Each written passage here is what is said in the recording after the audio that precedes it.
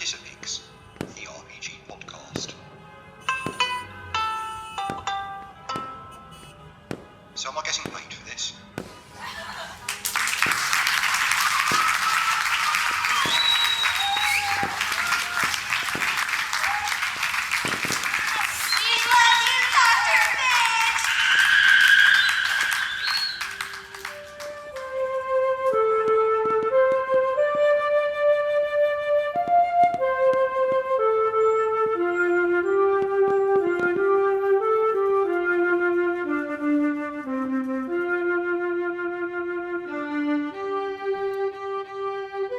Hey, Happy New Year and welcome back to part 2 of our series. We've managed to wrangle Bud and Pookie away from their families in the reviews one more time for just a little longer.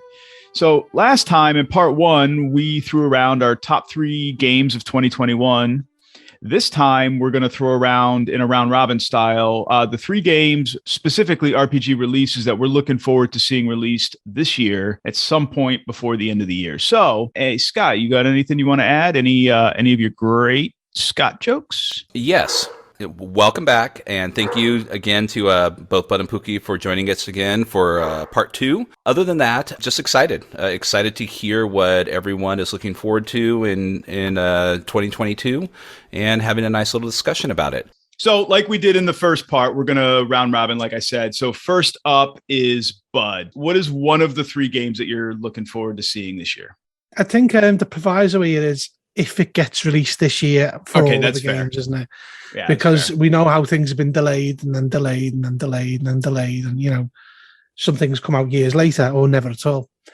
The first thing, well, it's not in any particular order. The first thing I'm looking forward to arriving this year is something I backed on Kickstarter. I never played it when it was doing the rounds initially, and that is the first edition of Mothership. As I said, I never played it. I never played the original version, and the Kickstarter recently offered a deluxe box set with everything that had been released for it so far.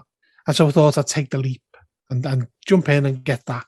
Although admittedly, kind of space horror is not my normal kind of genre. It is something I would probably enjoy reading because it's got the kind of OSR aesthetic to it. And again, if it's released this year, it'll be something I'm looking forward to seeing. I know I like Mothership. For those that have listened since, our first episode, know that I'm not a sci-fi guy.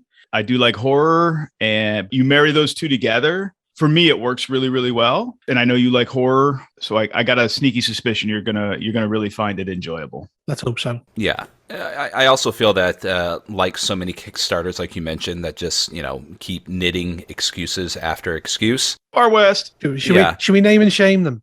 No, that'll be a special episode. But considering that a lot of the materials that they have are already completed, they're kind of like throwing it in, giving you like the whole complete package. The big thing is primarily the core rulebook, which looks like, to be fair, is also primarily complete. I know that they've been doing this past since its inception. It's been kind of like a giant playtest for a couple of years now. The big thing you're going to be waiting for, of course, is the production of the box itself. So that aside, it definitely looks like something that's going to appear when it's supposed to be. And as someone who has run extensive amount of scenarios for Mothership, it is an absolute blast. But I'm also looking forward to it becoming more than it's this one and done kind of thing that it's got a reputation for, where it's like, hey, you want to be a bunch of space marines or space jockeys and end up blowing everything up at a convention for fun, which is great, but I'm looking forward to having a lot more substance to a kind of similar to what Pookie's favorite from last year, the Desert Moon of Karth, provides, giving a little bit more beef and a little bit more depth than just this kind of easy terminal horror. Essentially this easy version of Aliens, this tongue-in-cheek Aliens game. So. Yeah, agreed. I mean, I think that the problem, as you kind of say, has been this sort of like Mothership is a game of one-shots, and Desert Moon of Karth is just an example of how it expanded the scope of what was possible with those rules. I think the other thing with it is that you're going to get is ultimately it's a GM's book or the game mother's book, because essentially you really not had that. You really only had essentially it's the equivalent of the player's handbook for Mothership up until this point. I think the other thing to highlight, literally just been announced today, is did you see Hull Breach? Yeah, which I was really well already, hasn't it? Yeah. Yep. Anthology of content from a diverse range of authors. It's up on Kickstarter at the moment. And again, I think that's really going to do well off the back of that Kickstarter. That's going to come out not quite at the same time as Mothership, I suspect, but close enough. I mean, I know it's a hardback, but it's not cheap. Yeah. Looking at the Kickstarter. The other thing to mention about Mothership is I think they're redoing all the art as well. It's getting done. It's like to mimic it, but done. I don't want to say properly, but improved upon. Yeah, I'll agree. Some of the art is done in that kind of zine style. I mean, it's artistic. There's no denying that, but a little bit more oomph to some of the imagery that they'll provide with the game. So I'm looking forward to seeing it. I didn't back it on Kickstarter. I like it. I enjoy it, but it's not like a go-to game for me. So I didn't want to like invest my money in it, but anybody wants to run a game, I'm happy to jump into it. If it does what we think it might do and allow something like Desert Moon of Karth, where it allows us to play more than like spiraling death one-shots, that even has a little bit bigger appeal for me. So I'll have to see how that plays out. Maybe I'll throw money at it later. What is surprising about Mothership Review, essentially before you get to its Kickstarter, is the fact that it built up such a popularity, amongst writers and creators. So many people, it was one of those games that spurred on a lot of creativity. I think the release of the new first edition, as they're calling it, drive even more. Oh yeah, I agree. Yep. All right, Scott, you're next on the hit list. One of the things that I'm looking forward to is something that I've backed, very similar to the Mothership set, something I backed a while ago, and once again, hoping that it comes out. It probably will, but this is going to be Goodman Games box set Dying Earth, based upon the Jack Vance novels.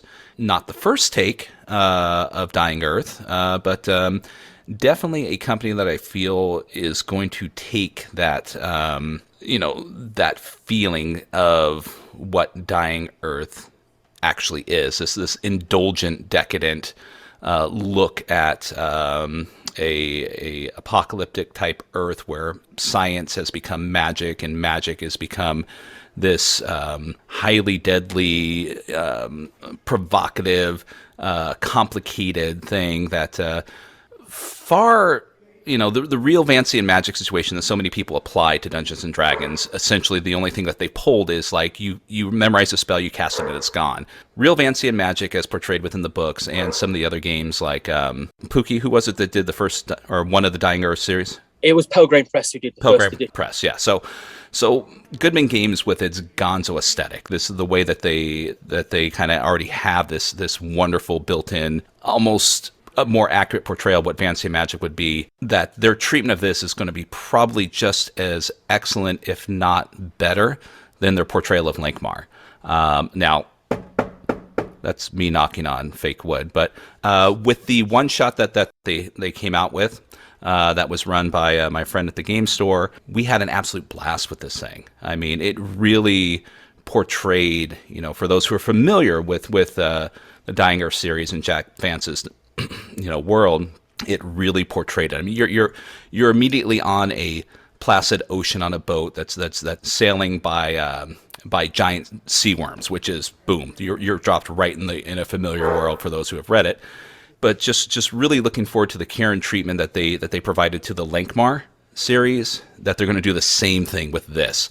And I have a feeling it's going to explode and be as popular. So yeah, definitely looking forward to getting that in my hands and really diving into that and giving it a lot of time, like I did with the Lankmar series. So I have a question for you, Scott. Yes.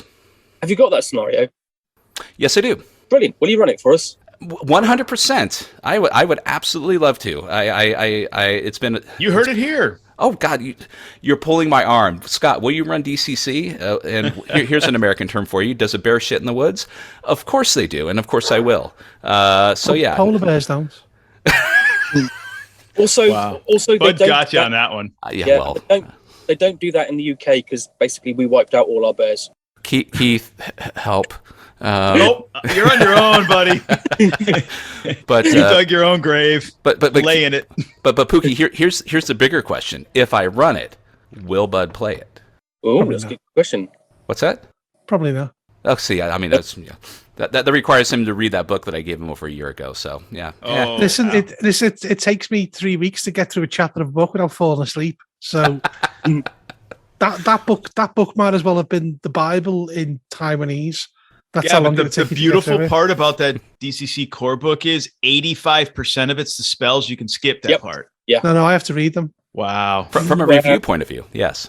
Wow. But the good thing, Bud, is once you read the DCC core rulebook and you do your review, just like Fancy and Magic, you can immediately forget it and don't have to worry about memorizing it again. So there you go. I can do you one better. I've immediately forgot this conversation.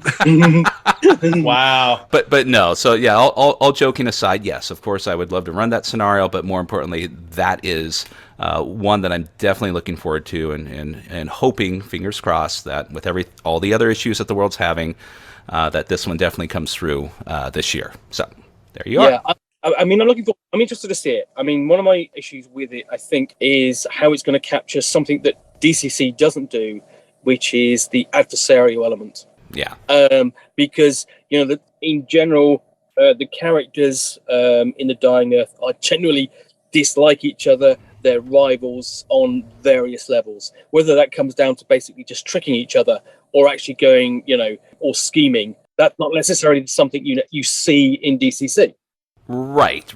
Yeah. Well, I mean, you don't see it in DC. A lot of things that you see in Lankmar, which is portrayed, that is portrayed through the Lankmar novels and whatnot, are reinterpreted on top of the DC rules very well that way. So hopefully, that's what I'm saying. Hopefully, the same treatment and care is applied to provide, that competitive nature with the magicians and magic in the books from Jack Vance. So I think they'll give it a good treatment. I mean, everything that they've taken into their care in the past, they've done very good treatments of. So I wouldn't expect anything less.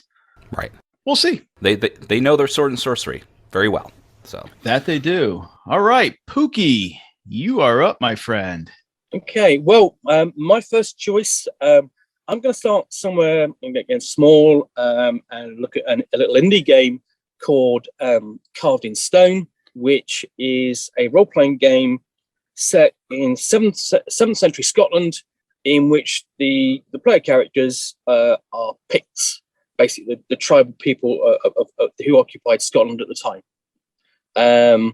And this has been developed basically as a role-playing game with a historical expert on board, and it's going to be system neutral as well, so you can easily adapt it. And it's really going to be one of the things I'm interested in is really looking at people, Pictish people. I don't know anything about them particularly, except really beyond what you kind of get in the media, where they're always the bad guys, coming across Hadrian's Wall, attacking the Roman Empire, etc.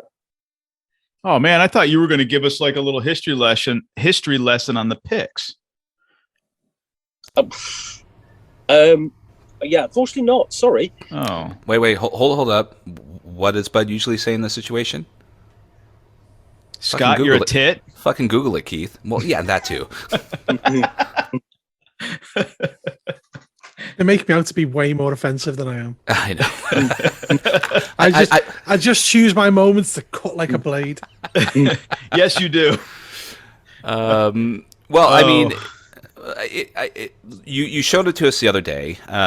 We looked at the Kickstarter. It looks like it's going to be, at least on the surface level, a very attractive and beautiful book. And Keith, obviously, someone who's a fan of historical role-playing games on a variety of levels, not just except unless it's the Wild West, but yeah, it's now these are the historical picks, not the ones that some others may be familiar with from Robert E. Howard, which they were essentially just picks in name only. Yeah, right. These Totally different. Basically occupants of Scotland in sort of like during basically the period of the Roman occupation and after. And really, I think what this role-playing game is going to explore them in more depth than you would normally see. Essentially, the other, you really only had one other depiction of Picts in any detail, which would have been in the Pendragon supplement. Now, is that Beyond the Wall? Yes. Now, does that mean Doc Cowie's going to be ordering 3 or 4 of them, or is he just going to buy them all and sell it back to us? Is that how that's supposed to work, or? I think as it's 7th century Scotland, he's probably in it. Wow. Yeah, that was probably when he was a young man. Wow. I can see our subscriber count going up and then coming right back down. By one. By one, yeah. Oh my God. No, it actually, as a game concept, because yes, I like history. It sounds really cool. When I was looking at the Kickstarter pitch link you gave me the other day, Pookie, if I understood what I was looking at, some of the buildings, like some of the scenery, it's meant to be like assembled to be like 3-dimensional terrain. Yeah, some of it. I mean, I think that's separate necessarily to the book. Okay. I don't think it's actually part of the book. That's cringeworthy. Not. I mean, I like the scenery, the scenic stuff, but it's the idea of like cutting up a book to fold it into terrain that hurts my soul. Wash your mouth out. I know. Oh, yeah, it looks cool. Yeah, and I mean, the thing's interesting that it actually made the news in Scotland certainly, and people it got picked up, elsewhere because of that. Excellent. To be honest, I've not heard of it until now. So. Yeah, I didn't hear about it till Pookie mentioned it to me the other day, so it's now on my radar. So I'm going to have to look for it. No, it looks interesting. I mean, once though obviously, like with everything we're talking about, there'll be links in the details of the podcast. But no, it's definitely worth checking out. And as mentioned, I'm sure Doc Cowie will have a few things to say about it one way or another. He's probably building a new extension of his house to hold all the copies he's buying. Well, no, but I mean, because he's got to cut out all the little villages and towns and walls. Yeah, and, he's got to build all the scenery. Rebuild. Sorry, he's building the scenery. Okay, he's building the scenery life size in his backyard. Wow. Well then, what? Okay, so now it comes to me apparently. So for mine, so I'll keep with the historic theme in the Kickstarter bit, since that's kind of where we're at. I recently backed a Kickstarter that ended just before the holidays. It is a gumshoe game by the Sons of Singularity, and it's Between the Devil and the Deep. Scott, go ahead and finish it. What's the title, Scott? No, continue on. Okay. Yes, Scott. Blue Sea. Yes, it is not. It does not have the C at the end of it. It just sounds like when you're saying the title, it sounds like you're just having like a brain fart at the end. I'm sorry. Yeah. No offense to the authors, but I mean, Devil in the Deep Blue, and everyone's going to be sitting there waiting, going. Right. The game title is officially called Between the Devil and the Deep. So it is, as I said, it's the Sons of Singularity. They've got several very successful fantasy games they put out for 5th edition, and several Call of Cthulhu supplements they've published over the last couple of years. This is not mythos based. This is historical pirates in the Caribbean in the 1690s. Super fun concept for me. I love pirates. I love swashbuckling. I love the idea of sailing around, having ship-to-ship combat in a cinematic way. I love the idea of hanging out in places like Havana, Port Royal, partying, going raiding, doing those things, looking for, Spanish gold, plundering, all of that stuff. They've come across as doing a very good treatment of the subject as far as its historicity and its inclusion of different cultures, both European and I believe African and Central and South American cultures, and Caribbean islands included. So I'm really looking forward to it. It was a pretty successful Kickstarter. It's supposed to release in digital February, so next month, the POD coupon. So I'm kind of looking forward to it.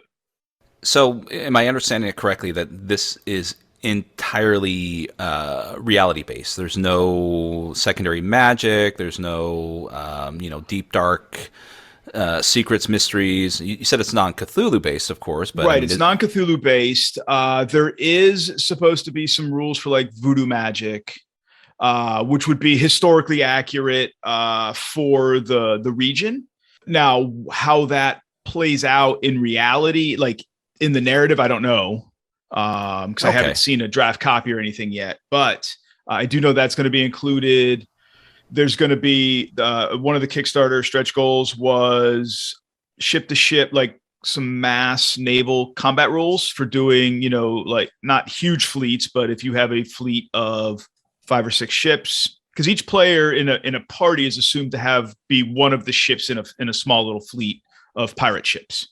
And so if you come into contact with, say, the British Admiralty and you want to go raiding, and they're there to stop you, well, now there's going to be some rules to deal with that out at sea instead of just keeping it contained to like on land type engagements.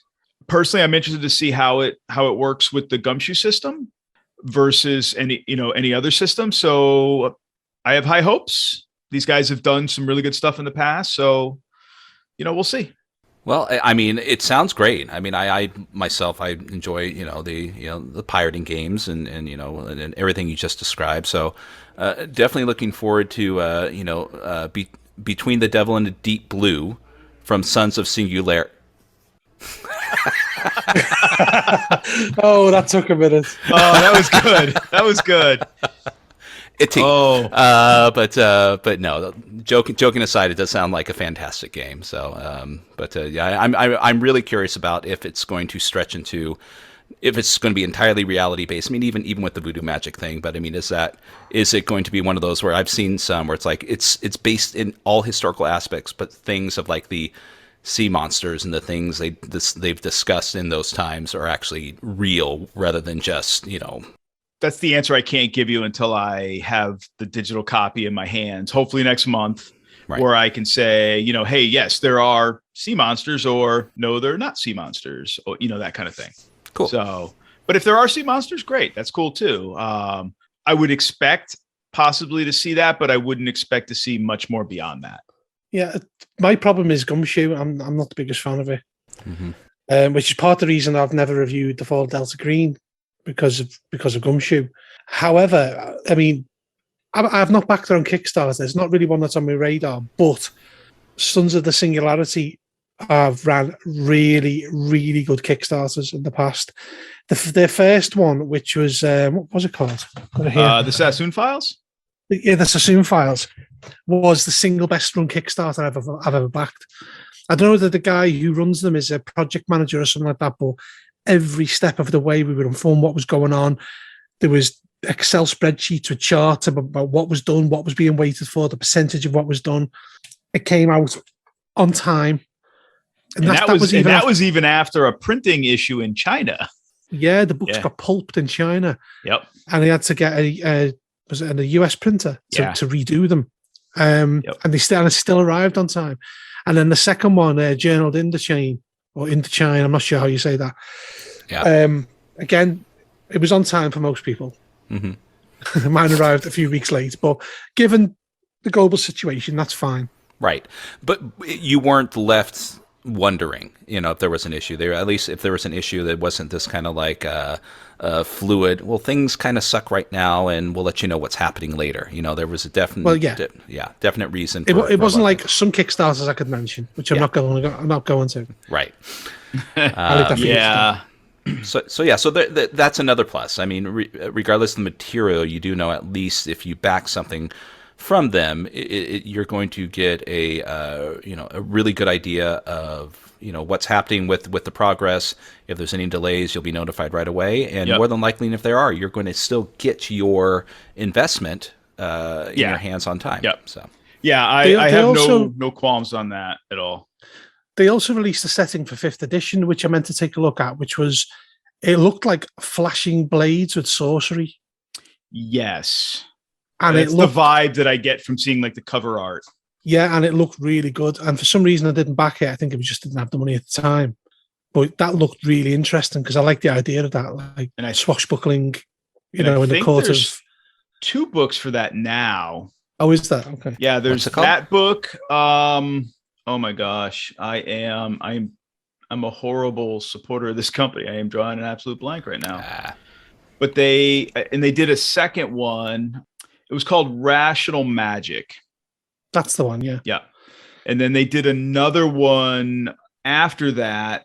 It's a 5e book, but it's not like a partner book to it, called the Camlin Chronicles, which is a Welsh and Brythonic themed campaign for 5th edition and their Lore 100 system. So it was a kind of double system book. And I believe Rational Magic was set up the same way for both systems. Yeah, that one looked interesting. The Sassoon Files was originally for Call of Cthulhu and Gumshoe. Yeah. Yep. You find that a lot. It's another system plus Gumshoe. Right, but they went exclusively with just Call of Cthulhu because of the licensing, which is good. I mean, it's a really good book. It's not the be all end all source book. I know we're kind of getting off on a tangent here. It's not the be all end all source book for Shanghai, but it's still a good book. Yeah. Still, you look at something like Master of Nyarlathotep for a good source book on Shanghai these days. But yeah, Devil on the Deep. Definitely looking forward to seeing that. I quite like pirate role-playing games. And over the years, there have been a few good ones, but a lot kind of tend towards the kind of pulpy, silly end of representing pirates in gaming, rather than drawing necessarily upon sort of like the historic history, which is always really interesting. Yeah, and I kind of have the same opinion, so that's why this one really piqued my interest. I backed it, so I'm really looking forward to it, especially because it's supposed to deliver in February. That's my first one. Bud, what you got for your next one, man? Okay, my next one is a Warhammer Fantasy Roleplay book. As some people know, Warhammer is my favorite game. I think lore-wise, it's fantastic. It's one of the first games I ever played alongside RuneQuest. So you could say I had a good upbringing as far as role-playing went. Now, barring a book on Lustria, or a book on the dwarves, or a book on the elves, this is the one I'm looking forward to the most, which is the Imperial Zoo. Now, Warhammer, if you look at Warhammer's past, it hasn't had many bestiaries. The original first edition had the bestiary built into it. There was a couple in the companion, the Apocrypha books, Apocrypha Now and Apocrypha 2. And they tended to put the new monsters in the scenarios rather than collate them. Then for second edition, they released one bestiary book, and again in the companion there was a bit. Don't know anything about third edition, and fourth edition is waiting for a bestiary. And they've taken quite a novel approach to it, because it's going to be about the Imperial Zoo of Altdorf and all the creatures that they've collected over the years. And the commentary in the book is from the acquisitions team in Altdorf. So they're going to be telling you all about the monsters like you're a visitor to the zoo, from what I can gather. And that just sounds right up my street. It increased the kind of the verisimilitude of it. And rather than just giving you a page of the monster and things about it, it's going to tell you about the monster itself, and hopefully like what they do and how they kill people and what to be wary of and that kind of thing. Right. And that's right. That's the kind of thing I love. Again, it's already been put back ship, and it was meant to ship, I believe, at Q4 last year, and now they're looking at Q2 this year. But Cubicle 7 are doing a great job with 4th edition at the moment, so I've got high hopes for it. God, yes, they are. And one thing as well, the art. I'm looking forward to the art. I'm a fan of the art in the original Warhammer books, and I don't think Warhammer has ever suffered for its art. I think they've always had good artists, but the artists they've got working on it now are just great. Mm-hmm. So that's my Warhammer pick, barring them suddenly saying we're going to release a book on Lustria, or we're going to release one on the old, the old faith or something like that. Right. That's my pick for the year. Yeah. Awesome. Sorry, Keith. No. I was just going to say, I think that sounds really cool. I have not ventured into Warhammer. I am. You poor child. I know. Do you have a GoFundMe that I can contribute to? Well, my PayPal is no. But no, growing up, like Warhammer was not a thing here where I grew up, right? It was just not a thing. It was D&D, and it was maybe some Tunnels and Trolls and that kind of stuff. Warhammer just wasn't, RuneQuest wasn't it either. Maybe in bigger market cities, I lived out in the country, as it were, but I've looked at the 3rd edition in the past. I couldn't make heads or tails of it.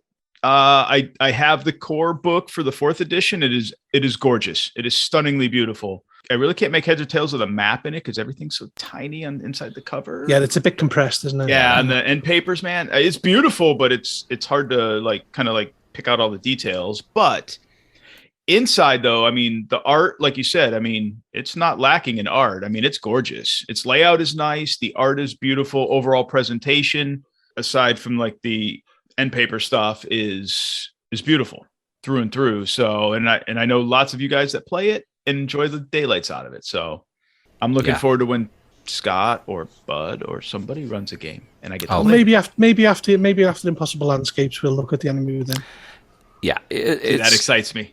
The core book is excellent. It's a phone book like a lot of others. It goes well over 300 pages if I'm not mistaken, and it does have a very small bestiary in the back like some of they do, but it's limited. There's really no details or ecology of most of the things in there. Just most of the stats and a brief description of their abilities.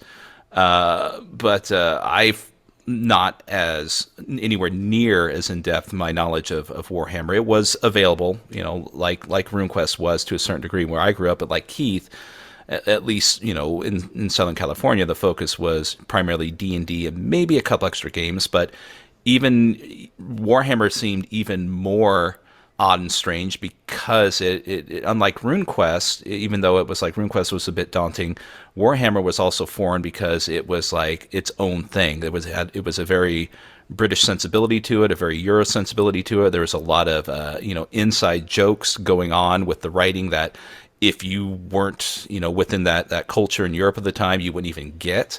So it seemed to be a bit distant, but when they came out with the starter set and was so impressed with that and started reading it and just then a multitude of podcasts and other things came up with it, but just this more grittier setting that that I wanted to get into and just look at, and I don't know what it is. I'm kind of got reversed in my old age. I'm enjoying more crunchier games as opposed to a lot of more rules light games, and Warhammer is another one that there's even with the new edition there's a bit of crunch to it.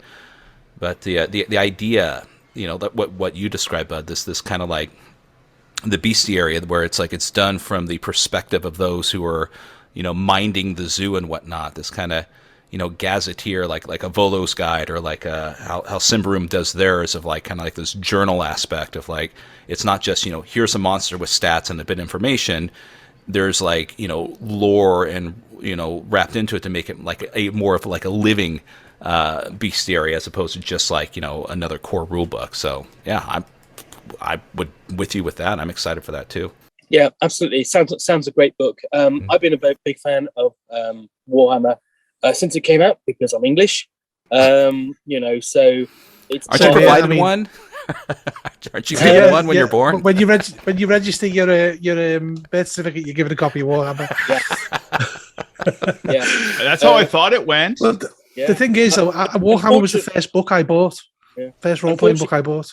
If you're registered under a Tory government, you're given a copy of the 3rd edition. Okay, ooh, wow. Ooh, God. That's rough. Okay, we're gonna move away from politics, British politics. Oh God, I can see our subscriber count going up and then down and up and down. Yeah, depending on which side you fall on. But Pookie, did you have more to add to that though, aside from the? I just want to say I have actually played 3rd edition and we did enjoy it, but 4th edition looks to be a really good version. I'm very impressed with the starter set. It's certainly it was one of the better starter sets until Chaosium got in on the act, and I really want to get into sort of like reading more, and I would actually try the new version of the Enemy Within campaign, because I played through the first 3 parts I think 3 times, and it's going to be interesting to play through it again in the new version with the changes and so on. But to come back to the bestiary, I think that sounds like it's really going to work sort of like in game and out of game, if you see what I mean, with that context in there of, here's the in game point of view about this creature, which I think is a really nice touch. Yeah. Let's hope they can deliver. I mean, they've done a good job. Add to that. I think that was what I think Warhammer has become far more popular than it ever was in the UK in recent years. And the way I kind of justify that is the most watched video on my channel is the Warhammer starter set by a long margin. So I don't think it's all British people watching it. I think the 3rd edition helped. Oh yeah, I'd agree with that. Basically, because when Fantasy Flight had it, that reached a much wider audience in short order. I think that greatly helped spread it here in the US. Because I remember the big local game store here in Charleston, because they've been around since the mid 70s. I remember seeing, 1st and 2nd edition Warhammer on the shelf, but they would have 1 or 2 copies of the core rulebook, and that was all they ever had. And then it would take them forever to get a copy, and that was it. Those that knew about it would buy it. People were playing it, but it wasn't popular in the grand scheme of things. But no, I think 3rd edition helped spread, and then 4th edition just carried on with that interest that had already started. Hopefully they'll get it out this year and make Bud a very, very happy man. Indeed. Okay, Scott, you are next on the chopping block, or at least your game. Okay. So what do you got? Well, my second I'm looking forward to is another Kickstarter that I backed.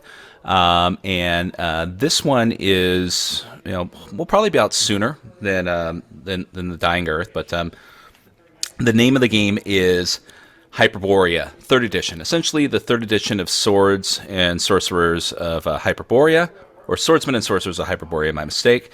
And granted, while it is definitely a 3rd edition of the game, a lot of the rules there that are involved with it are kind of more of like a cleanup of the game, and from the 2nd edition, as a lot of it's going to carry over. Clean up aisle 4.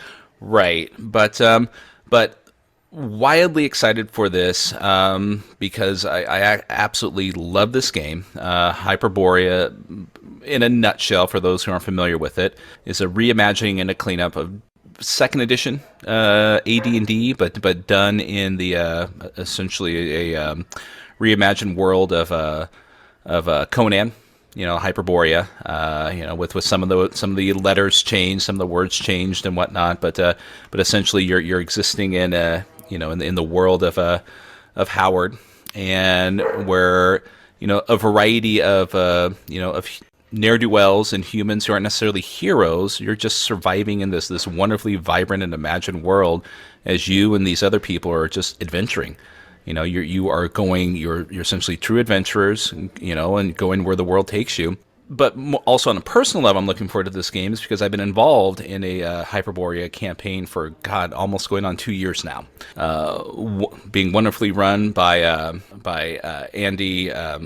Oh God, I'm so bad with names. Yeah, you're really bad. I know. Andy Markham?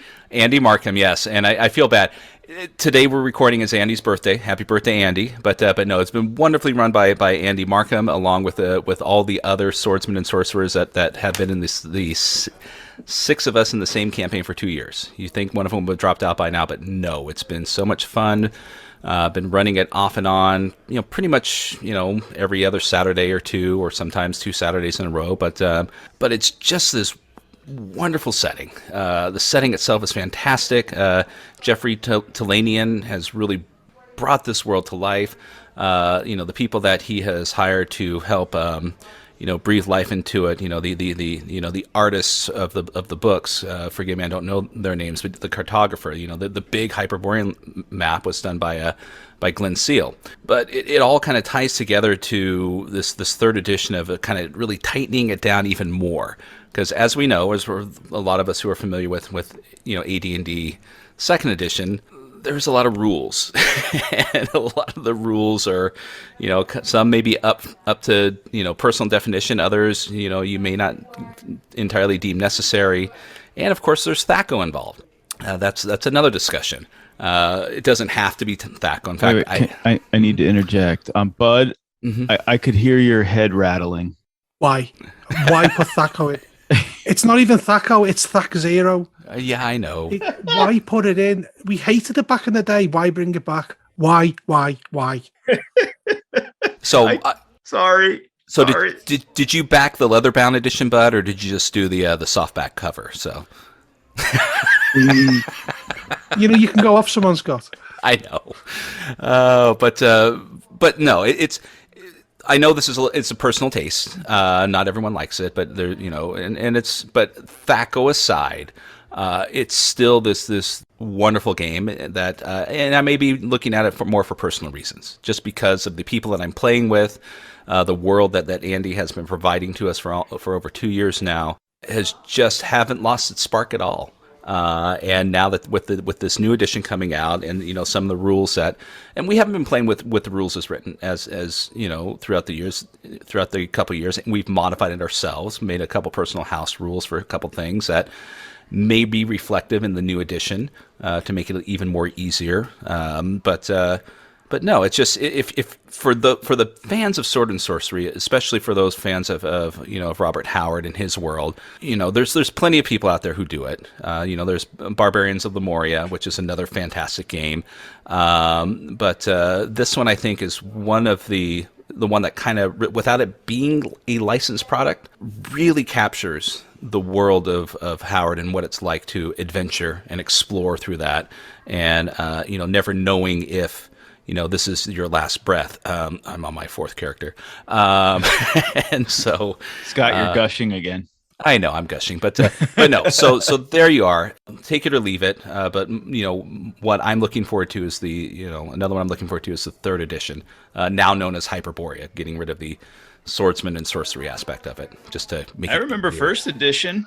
I tinkered with it. Yeah, I really didn't want to go back to Thaco, and I don't know, it didn't scratch that itch for me then. There were other games that were OSR, you know, that I could go to that were more approachable and easier to get into, and more just generally accessible and easier to find in physical form. Yeah, I mean, it does sound there like Scott is gushing over his new leather-bound edition there. I mean, let's be real. Scott is an Ash, or sorry, it's no longer going to be called Ash. Oh, I'm a complete Ash hole. He's an Ash hole and a fanboy. Yes. True story. The other thing let's call it what it is, though. We've been playing online with Roll20, and one of the things that makes Thac Zero, or is that Thac Z? Whatever, Thac Z Arrow, is that I could live with that. Is that you're pressing a button. You know, you're no longer, you know, having to do the very minimal mental math that's required for Thaco, and you're no longer even having to reference charts that, you know, if you don't want to do the, you know, the mental math, even though... Sounds like you're trying to sell us on 2nd edition AD&D. No, I'm just saying that, you know, for all the people who say, well, you know, Thaco is a broken system, I don't consider it to be broken. It may be slightly irritating, but I can think of a lot of other systems that are irritating in its own regards. Age. Stasha. Yeah, see, you know, I concur on both. So yeah, Thaco's not the only one that, like I said, not broken. It does work to provide you the results that you need, but it's just the steps that it takes to get you there. Some people don't like, and some people, you know, don't mind. But all right, that's fair. But having a button, regardless of what it is, if there's a system that you don't like, just pushing a button, have the results flash on the screen for you, makes it a lot more tolerable than having to do the mental math at the table. So yeah, that's fair. So Hyperborea, boom. That's boom. That's Hyperborea. Mine. Yes. You heard Scott. He was gushing like a fountain. 3rd edition. Yes, like a fountain. Can I go and wipe myself down after that gushing? Oh wow. Yes. Wow. Pookie, I mean, there's levels of disgustingness, and I think you just passed it. I know. Oh, I love it. It's great. All right, so speaking of Pookie, what is your next game? My next game, I'm going to go bigger than my last choice, and that is The One Ring 2nd edition, which I know is going to be out this year. PDF released last year.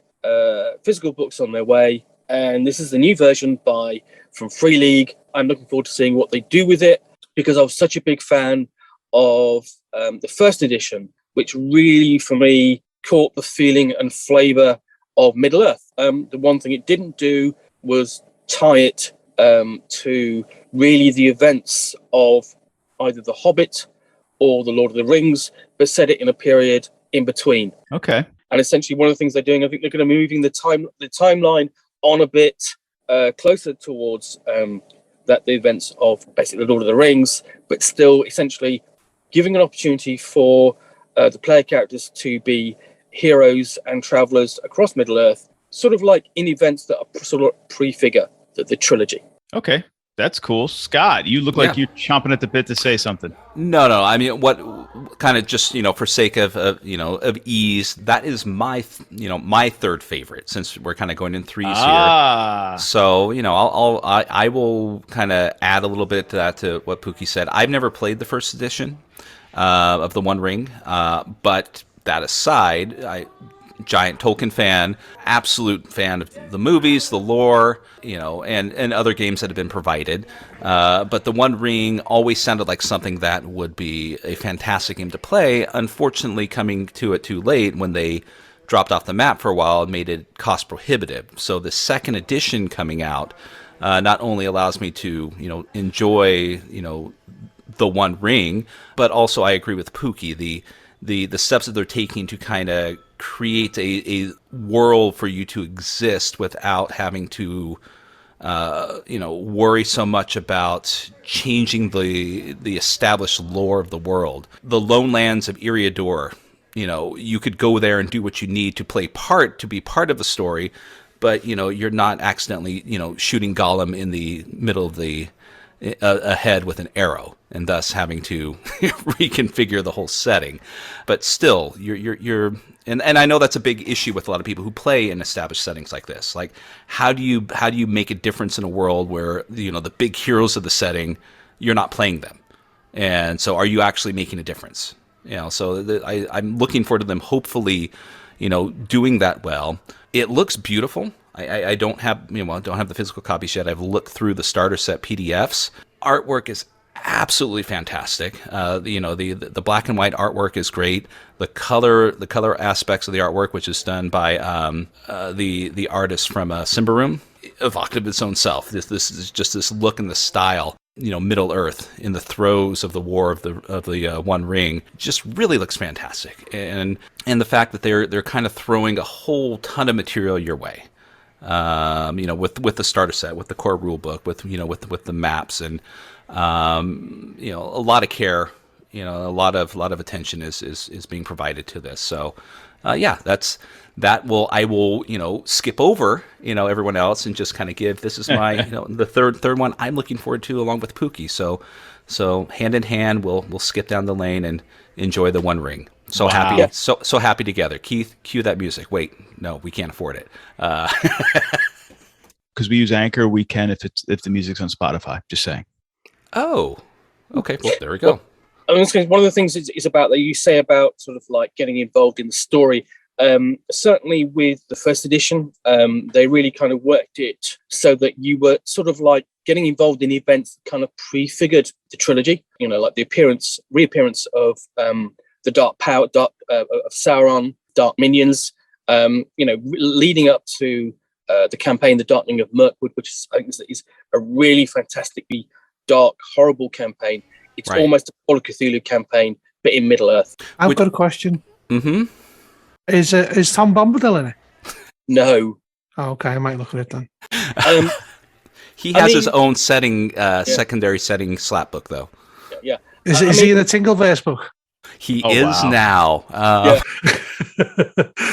I mean, I know you guys know this, but our listeners don't. I had a bad play experience with the first edition. So like when this came up on Kickstarter, I took my 10-foot pole and just kind of like pushed it away, and I didn't want to touch it. I didn't want to have a repeat of that. So I will say I am going to go into the second edition. I'm going to try to have an open mind and see if my opinion changes based on the new rules. Hopefully somebody that has a better grasp of the rules that's running it, and maybe I will have a better play experience, because I think my game master at the time didn't have a good overarching grasp of the rules. I certainly didn't as a player. It just became a procedural game, and I didn't enjoy it. After about 10 sessions, I just had to drop out of the game, and God, it hurts my soul to have to tell somebody I just can't play the game anymore, guys. It's just not a game for me. Yeah. I mean, the thing is with the One Ring, it does have procedural elements to it, especially when you're looking at the travel rules. It was one of the first role-playing games to really focus upon the nature of traveling. And I'm okay with that. I mean, the Year Zero games have procedures for that type of stuff too, and that's okay. Yeah. That doesn't bother me, but when everything was a procedure, social interactions was a procedure, combat was a procedure, and nothing or little to nothing was narrative. That's where I was just like, ugh. I don't know. I mean, obviously, you had a poor player experience. And my friend Dave ran the Tales of Wilderland anthology stroke campaign for us, and we really enjoyed that. We really basically worked towards building a community sort of like around us, because there's scope for that as well. And the other thing that's, building up to the end of the campaign where we actually lost my partner Louise's character, and that was really kind of gut wrenching at that time. It was our only loss. But the other thing that's interesting about the second edition is where the initial focus was east of the Misty Mountains. They're moving it back to the west, Eriador, and then sort of like with the starter set going from the Shire outwards. Yeah, that's cool. Like I said, I will go at it and go into it with an open mind and hope I have a better experience. Well, I've got two questions regarding it. Okay. Number one, is there going to be a box starter set? Yes. Well, I'll probably pick it up. Does it have rules for the musical aspect of it? Like you have to sing a song every 10 minutes while journeying? Not that I'm aware of. But I mean, if you want to include that option in your games, Bud, nobody's stopping you. I'll be honest, mate. I think I'd rather die.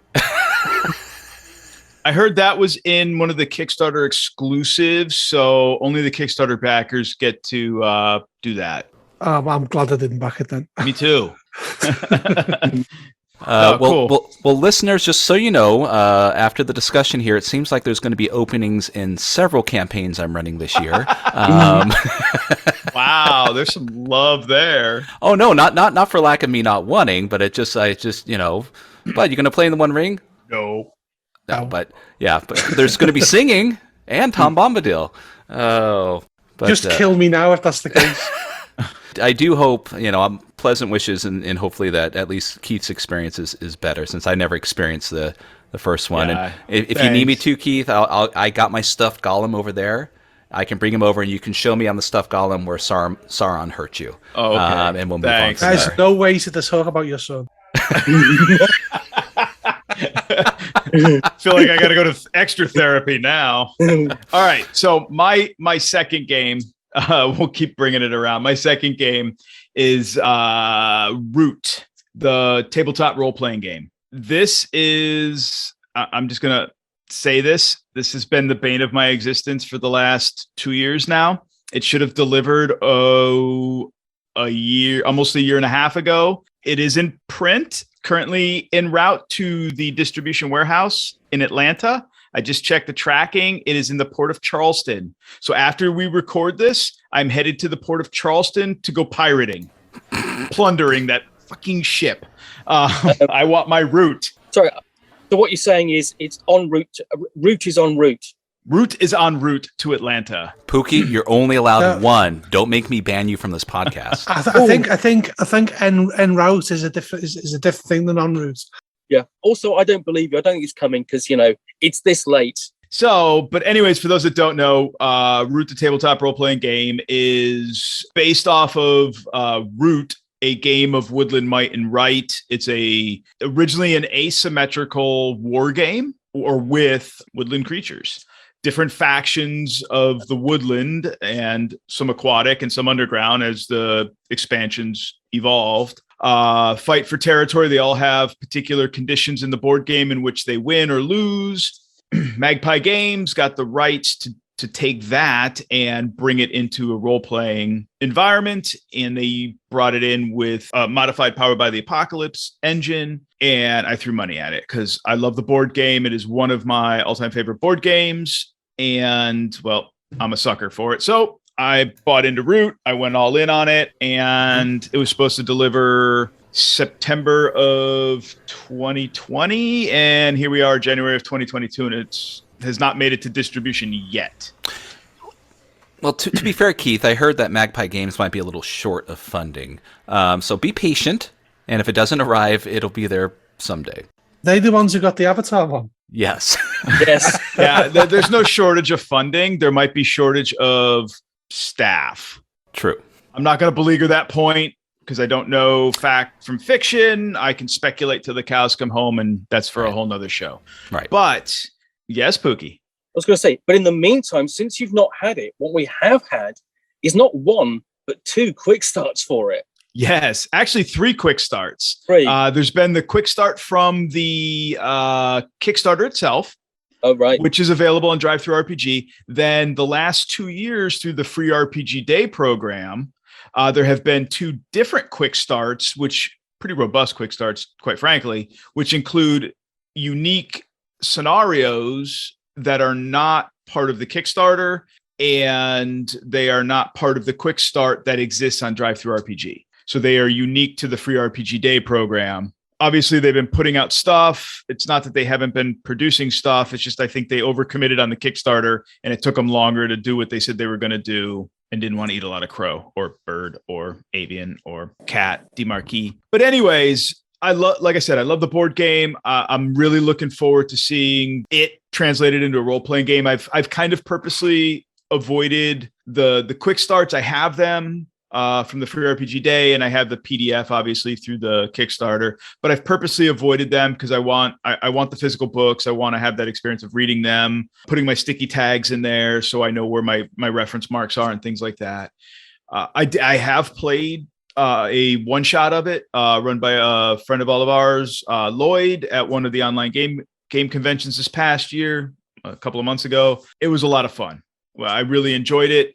And if that kind of fun is what I can expect in the game consistently, then the wait is going to be worth it. I really think so. That's my second on my list. All right, Bud, what is your last game of the year, or last game you're really looking forward to this year? It is a book that is, it's kind of core to the game. And when I say kind of core, I mean really core to the game. The book I'm looking forward to is the upcoming, it's not going to be a book, it's going to be a 2-volume slipcase set called The Cults of Glorantha. It's going to be the Cults and the Gloranthan Prosopedia. According to the BRP forum, which was updated on the 10th of December, just gone, it looks like it's going to be 100 cults written up in the books. Holy moly.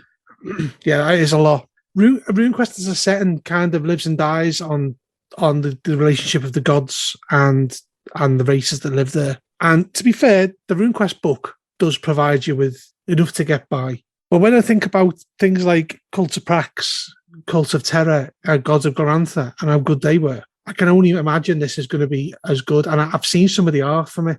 The art is jaw-droppingly good. If you do a quick Google on the art for the Cult Compendium, it's unbelievable. It was so good I shared it on Twitter. The guy, what's his name? The guy they've just employed as their full-time artist. Oh my God, yeah. I think he's French. Is Loic is yeah. I mean, we'll throw the name in the we'll put it in the show notes for everybody. But he's there you go. Yeah, he's a brilliant artist. The picture of Stormbull is just incredible. But again, it's Runequest having great art again, which I think it brings the setting to life. I mean, as a setting that has gods for everything, including things like campfires, you can only imagine what 100 cult write-ups is going to look like. And I hope they do the same as they did with the original books, which is the journey, the in-game story with the guys and meeting all the different cults as he travels across the land. I hope they use that as a way to introduce some of them. I mean, I don't imagine it's going to be cheap, but I imagine it'll be fantastic quality. Yeah. I mean, I'm going to say it's actually my third choice as well. And I've got a copy already. I've got a copy of the Ashcan version of it, and it's an amazing amount of content. It's an incredibly thick book. These are spiral bound because they're Ashcans, but really, I think it's also almost a companion to the earlier Glorantha source book as well, because that explains the relationships between the various families of deities, and this will actually begin to expand it into the organizations, the cults that worship them. It also will plug into the Red Book of Magic, which will provide all the spells that you need or you can learn from being. And from what I can see as well, they're going to include like Nicelor as a cult and things like that, and that makes it a bit more interesting. Now, is this going to include mechanical aspects, or is this going to be more in the vein of the Guide to Glorantha, where it's going to be primarily just lore to help you flesh out your world of Glorantha, but or is it going to include game mechanics within it, or do you know that yet? The game mechanics are in the other book, aren't they? They are? Well, I mean... I think so. Yeah. Yeah, I mean, in essence, in terms of mechanics, it's really going to include... It's more like the other cult write-ups you'll find in the core rulebook, but more depth, more detail, expanded information. So we'll have background upon the cult, what it's like to be a membership, right, and the requirements for the various levels of membership, lay membership, initiate, and so on, and the spells, the rune spells, spirit magic that you can be taught, and the skills that are taught by the and should have rune lords and rune masters as well, shouldn't it? The cult. Yeah, I mean, I think I'm still a neophyte when it comes to RuneQuest, but I'm the background, the history, the inner workings that has an appeal for me. What's it going to take to attain, if it's included, this level within the cult, and you can weave that in. If I'm playing a character of that cult, then that's something I can try to drive my character towards. And work with the game master to try to make that happen if it's possible in that story. I have some interest in it, but like you said, it's going to be a gorgeous book. It's not going to be cheap. I mean, their slipcase sets aren't cheap. As long as it's not like the Guide to Glorantha, where it's the ginormous $180 source book. The Encyclopedia of Glorantha, essentially. Yeah. I mean, that's like National Geographic, though, isn't it? To be fair, in comparison, that has no game mechanics in it. It's all about the history of the world. Yeah, exactly. And the other winner it's got going for is give me all the slipcase sets. I love them. Oh yeah. Well, yeah, yeah. There's no lack of love for slipcases, I think, with this group at least. No, there's not. Yeah. Wow. Okay, so I guess it's back to me for my third. Back to you. Yeah. Okay. Wow. Okay. So my third, I saved the best for last, and I'm going to show Chaosium a little bit more love tonight. And that's going to be Pendragon 6th edition. So I've been playing Pendragon off and on since the mid-90s with 4th edition. By happenstance, I got introduced to it, fell in love with it then, bought a ton of the source books, don't have many of them left these days, and God, trying to get them back again is, breaking the bank. That being said, though, I have always kept my love for Pendragon since then. 5th edition, 5.1, 5.2, the Great Pendragon campaign, the whole 9 yards. So when they announced that they were going to do the 6th edition, which apparently Greg Stafford was working on before his passing, with David Larkin, who's the line manager for the product line, this would have been kind of like Greg's and David's collaborative effort to make basically the ultimate version of the game. Take my money. I mean, the quick start for the 6th edition is already out. I know, Scott, you and I have talked about it on a previous episode. Some of the layout art, because it's got this illuminated manuscript look to the pages. Some folks can love it or leave it. I happen to like it. It really fits the vibe of it, fits the theme really well. That doesn't put me off. I don't care if the new book has it. I just don't know if the new book, as far as 6th edition Pendragon this year, whether it'll be the starter set first or the core rulebook first. I don't know which will come out first. I believe it's going to be the starter set. Was the last word I had heard from David Larkin. Hopefully we'll see it sooner rather than later this year. I know they've kind of started increasing their designer diaries. Chaosium's been posting on social media. They did that in the run-up to the RuneQuest starter set being released. So that leads me to believe that we'll see it hopefully here in Q1 or early part of Q2, given global shipping, who knows. But I look forward to getting back in there with the revised rules. I mean, right. What I really look forward to, kind of in parallel to it, is them re-releasing the Great Pendragon campaign, which they're going to release as a 3-book slipcase, since we were talking about slipcases. Woof. But the nice thing I'm about not to that buy a is bigger house. I'm going to need a bigger house. But the nice thing about that slipcase set is each book will be one of the time periods. So if you only want to run the Boy King era, you just need that book. You don't have to pull all the information out of a bigger volume to get out the information you need. Mm-hmm. It'll have the modern Chaosium treatment in terms of art layout as compared to the current 5.2 version, which is still available, which has minimum of color art plates in it. It's nicely laid out, but it's minimal in that regard. Right. So, Bud and Pookie, do either of you have any experience with this? Because I've never played Pendragon at all in any of its incarnations. I've never played Pendragon, classic Pendragon. However, at Grogmeet, I did play Agents of Pendragon. That Sam Vale run, that was great. That was set in the 1960s, and we were agents of a like a secret society called Pendragon. Who were like, oh, okay. It was very kind of 60s Bond aesthetic. Was it running off BRP? It was running off the system where you have balanced, balanced traits. Yeah, yep. that was the same. Yep. That's straight out of Pendragon. Proper. Yeah, I've never played the like Knights in Armor version. Okay. Oh yeah. I have 2 or 3 times. Even began playing the Pendragon campaign. Got about 10 years into it, and we really, really grew to hate Merlin. Basically, our response generally was in the style of beautiful landscapes. Fucking Merlin. That's great. And I've always been a fan of the game because it's such a great, fantastic piece of design. I think so highly of it that I made it my 1000th review on my blog. It's such a fantastic focused piece of design in terms of what it's trying to emulate, and it does it so well. So I'm looking forward to the new edition. I'm looking forward to seeing what they're going to do with the starter set, because the starter sets from Chaosium have been so good. And of course, the great Pendragon campaign, which I'm seeing, and then of course, 1,000 reviews is just showing off. Yeah, it is. Yeah, wow. I'm sorry. I should have stopped at 1,000 and not gone on to 1,500. Wow, you absolute git. Yeah, 1,553 actually. Only on Titterpigs, people. Only on Titterpigs. I think I found my soundbite that I'm going to keep from this conversation. Yes, you over did. and over again. Yes. All right, so that's going to wrap up this episode. Yeah, so that's our what everybody here is looking forward to over the course of the next 12 months.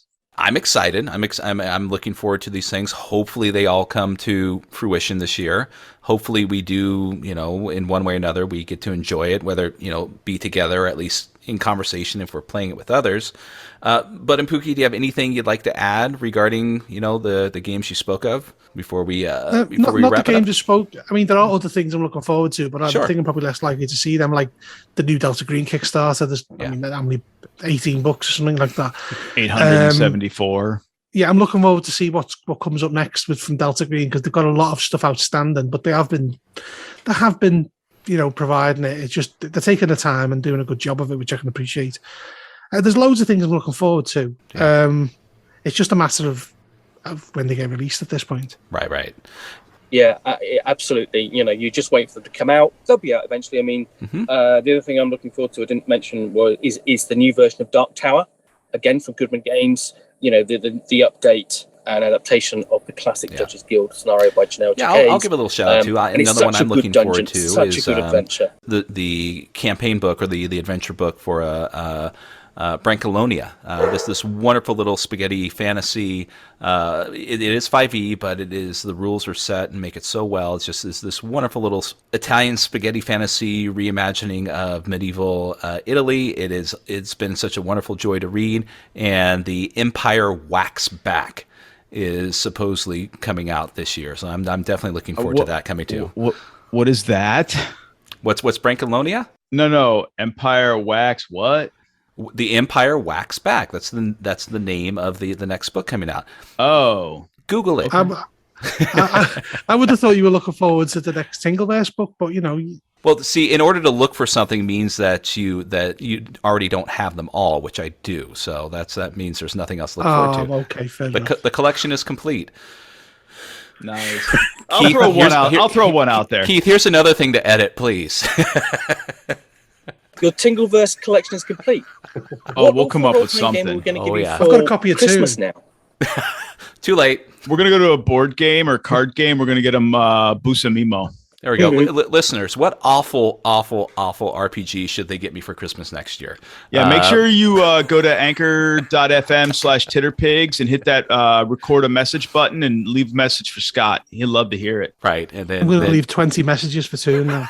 Yeah, it's all good. But hey, I want to throw one more out there, Yep. only because I kind of had a hand in it. I was the editor. Yeah, I'm tooting my own horn for a second, but it might pull Bud into Fall of Delta Green. I don't know, given his dislike for Gumshoe, but it's the campaign for the Fall of Delta Green. I'm gonna butcher it again. Borealis Connection, globe-spanning, world-spanning campaign for the Fall of Delta Green. It's on pre-order right now. You do get the PDF now.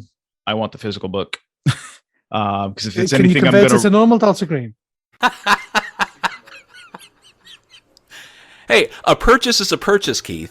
You know what? If you want I can to. make D&D stuff fit Delta Green and vice versa. So you can do anything you want, Bud, if you want to do the legwork. Do you know what? I thought that was funny that Scott said it's fifth ed, but fifth ed's fine. I do like that's okay. I do like fifth ed. I do like the rules itself. There's other things about it that are different, that are questionable, but that's for another podcast. But yeah. no, fifth ed itself is fun. I enjoy it. It's just not meant to be used for everything. No, that's true. I'll give you that. But hopefully this will come out in print this year and see it. I mean, what's it called again, Keith? Shut up, Scott. No, I just know what's it called again. Here, Yeah. I'll help you, Keith. We'll simplify it. The Fall of Delta Green what's it? campaign, The Borealis ouch, Connection? that hurt. Because they fell. So, Keith, what was it called? All right, No, guys. You No, guys. seriously, what was it called? No, what was it called? Seriously. It's the Boreal. Never mind. I hate you guys. Only on Titterpigs. That's right. But anyways, it's 8 interlinked scenarios that span the globe and this global network of drug trading and mythos and just some crazy weird shit. Some really good stuff. And in the meantime, if you want to send in your suggestions as to what awful RPG we send Scott, Keith, Absolutely. Bud and myself, we'll judge the best and make sure he gets it yes, for we Christmas. will. There you go. Oh. That's how we're going to close this out. Retho? Mm-hmm. Retho? Ooh. What? Remember the one Sue is Retho, I think it's called. Yeah. Yeah. Okay. Thank God for editing. No. So that's how we're going to wrap this up. Thank you for listening. Yep. If you've got a horrible role-playing game product suggestion for us to gift to Scott for Christmas next year, go to Titterpig or anchor.fm/Titterpigs and record us a message and let us know. And the three of us, we will vote on it and we will send it to Scott for Christmas. And it'll be such a shocking gift. Right. And every game we spoke of here in conversation, it will definitely, all the details and links to that will be in the notes of the podcast. So whether you view it on Anchor, Apple, wherever, definitely look to there. And if any one of these spark any of your interest, click on it and look it up. And just remember, it's between the devil and the deep. Blue Sea. That's an odd flex. So thank you, everyone. Happy gaming. Happy gaming, everybody. Don't forget to like and subscribe, etc., etc., etc. Smash that like button.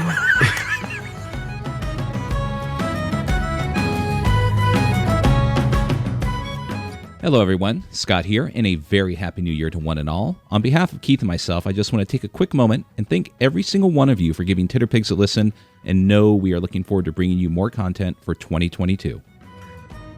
Some up-and-coming topics to look forward to in 2022 are friendly local game stores, where Keith and I focus on their current state in the gaming world and possibly have some owners on to discuss their personal opinions. Our definitions of the OSR and what we feel defines them, and the games associated with them. The site that must not be named. The Trove. Where we will have guests on for a roundtable debate of its existence and the opinion of its necessary evil.